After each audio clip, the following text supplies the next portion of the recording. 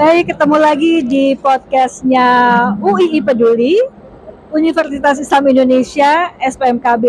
Saat ini kita bersama dengan Profesor Dr. Sarwidi. Untuk sesi yang kedua ini, saya ingin bertanya tentang sesuatu hal, Prof. Pertanyaan saya adalah pada diskusi kita yang lalu, Prof menyinggung tentang 4 as. Ya, itu menyentuh hati saya, Prof. 4 as itu. Ya.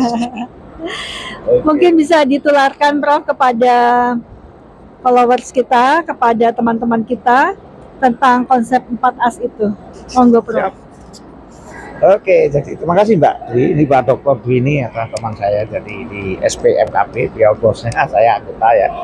Nah ini kita mencoba karena saya sebagai senior udah lama berkecimpung lah ya di dunia pendidikan, konstruksi, bahkan kebencanaan ya, juga gempaan dan sebagainya.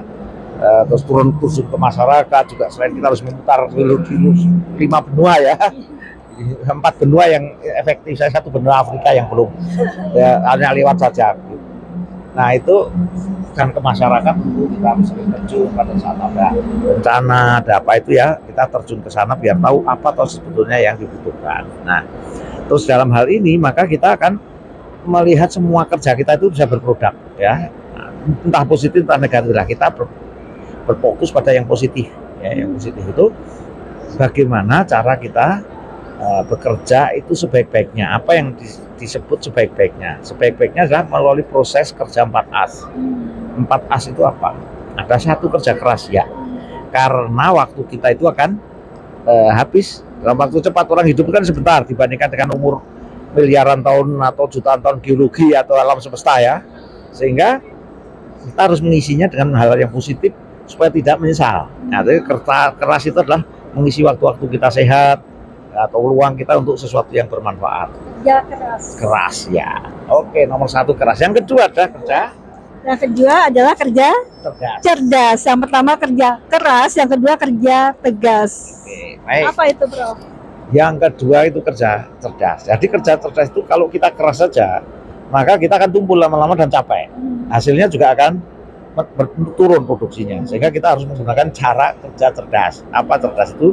Yaitu seperti konsep kalau dalam ekonomi itu bagaimana kita mengeluarkan energi sedikit mungkin dengan hasil yang sebesar mungkin. Ya itu ya, itu adalah kerja cerdas. Itu kita selalu berpikir cara kerjanya, sistematik kerjanya, bagaimana mengeluarkan sedikit energi ya, tapi dapat menghasilkan yang besar. Sehingga kerja keras yang satu sama kerasnya bisa berbeda produknya. Yang satu yang keras dan cerdas, yang satu hanya keras saja. Sehingga semakin lama dia akan capek turun produksinya. Sedangkan ini karena cerdas, maka setelah ini mulai turun, maka sistem akan menggantikan. Adaptif ya. Sebelum turun, ya, melemah, dengan kecerdasannya mampu bangkit kembali dan membentuk suatu sistem di mana itu bisa berjalan tanpa, bahkan tidur pun kita harus bisa berjalan.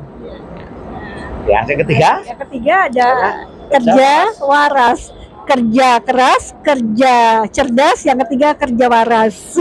Apa itu, Prof? Nah, ini rahasianya ya. Jadi kerja waras ini saya dapatkan waktu saya naik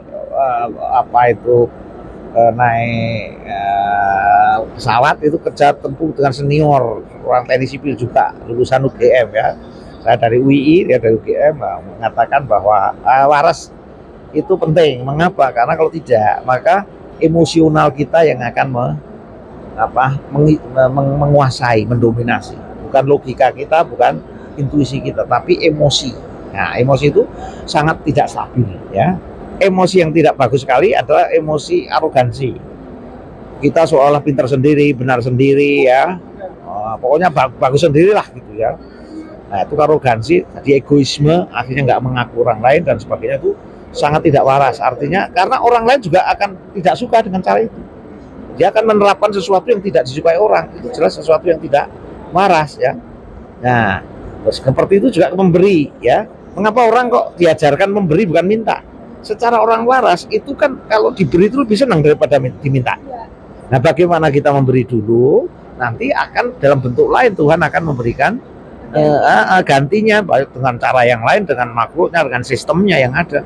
akan diganti dalam bentuk yang lain, entah itu uang, entah itu kebaikan yang lain, entah itu suatu penghargaan, entah itu suatu teman, dan pokoknya yang menyenangkan lah gitu ya, sesuatu yang baik. Demikian juga kalau kita buruk, sesuatu yang buruk maka kan balik juga buruk, karena energinya seperti itu. Sehingga kita kalau waras ya harus kita bekerja sesuai dengan apa atau orang lain yang disukai.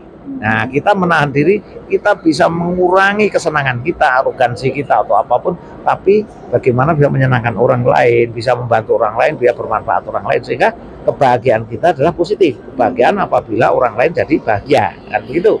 Nah, itu yang waras. Nah, oke. Keempat. Keempat apa nih, Prof? Kerja ikhlas. Yang pertama kerja keras, yang kedua kerja cerdas, yang ketiga kerja waras, yang keempat kerja ikhlas. Apa tuh, Prof, maksudnya? Oke, kalau kerja ikhlas ini berdasar. Ini ada menyentuh hati ya, menyentuh perasaan juga, tidak nyakal ya, karena ikhlas ya. Ikhlas itu artinya begini. Sesuatu itu kan terjadi, itu kan ada yang menjadikan ya. Tuhan yang Maha Kuasa itu yang merencanakan yang ada dan sudah mendesain segala sesuatu terbaik untuk kita. Nah, kadang kita tidak cocok dengan desainnya yang di atas, sehingga kita kecewa, kita marah. Jadi suatu ketidakikhlasan ya dalam bekerja, kita gagal, terus kita jadi mutung, nggak meneruskan dan sebagainya. Padahal Tuhan itu akan memberikan sesuatu yang baik. Kegagalan itu adalah potongan dari keberhasilan. Jadi kalau kita lihat orang-orang yang berhasil seperti Pak dan Bu McDonald, pada Colonel Sanders, Kentucky, itu gagalnya ratusan kali, tapi setelah berhasil dia sampai sekarang sudah meninggal pun anak-anaknya dan orang-orang lain mendapat barokah dia, entah patennya, entah royaltinya, itu udah miliaran jutaan tiap hari lah ya. Jadi sudah bisa untuk orang lain. Karena apa? Ya sudah, kalau kita ikhlas nanti akan diberi apa kalau tidak ada, karena ada sesuatu rencana yang lebih besar daripada yang kita adakan.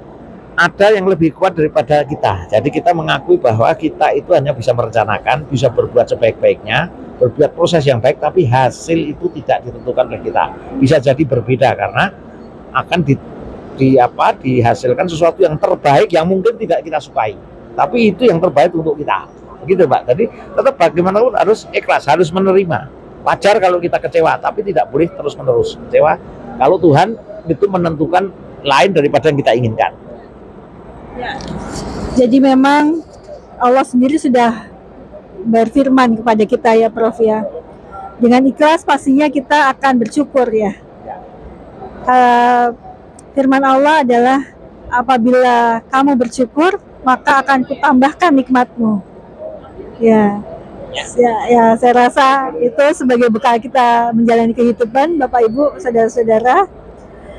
Terima kasih atas kesempatannya. Kita lanjut ke sesi berikutnya.